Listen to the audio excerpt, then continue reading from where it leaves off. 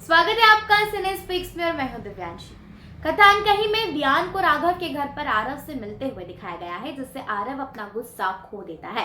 राघव देखता है कि आरव इस ट्रैक में थक गया है और उससे जानकारी प्राप्त करने की कोशिश करता है, लेकिन असफल रहता है। वह कथा को बताता है कि आरव के साथ क्या हो रहा है और उससे पूछता है कि अगर उसे पता चले कि ऐसा क्यों हो रहा है तो वह उसे बताए। एहसान कहता है कि वन्या को उत्साहित होना बंद कर देना चाहिए और वह सोचना शुरू कर देना चाहिए कि वास्तव में क्या हो सकता है। वह उससे यह भी पूछता है कि जब वे शाम को मिले तो वह उसे बताए कि वह क्या सोचती है।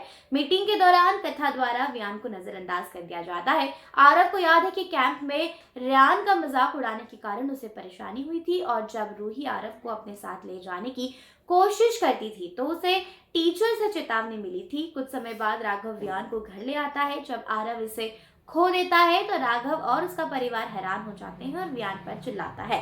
अगले एपिसोड में कथा को दिखाया जाएगा कि वह राघव के परिवार के सामने व्यान से पूछेगी कि उसे उसके लिए क्या करने की जरूरत है। व्यान कथा से आरव से मिलने के लिए उसे अपने लिए एक कमरा देने के लिए कहेगा। व्यान कथा को यह कहते हुए सुनेगा कि वह अपने बेटे को ऐसे खतरे में नहीं डालेगी। वह कथा से कहेगा कि वह अपने बेटे को भी इस हालत में नहीं छोड़ सकता।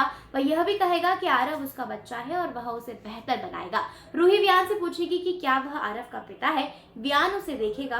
राघव कथा और व्यान से मिलने जा रहा है। वह कथा को बताने जा रहा है कि उसने समय मांगा था, लेकिन अब उसे चुनाव करना होगा। इसके अलावा वह उसे पूछेगा कि उसे किस चीज से खुशी मिलती है।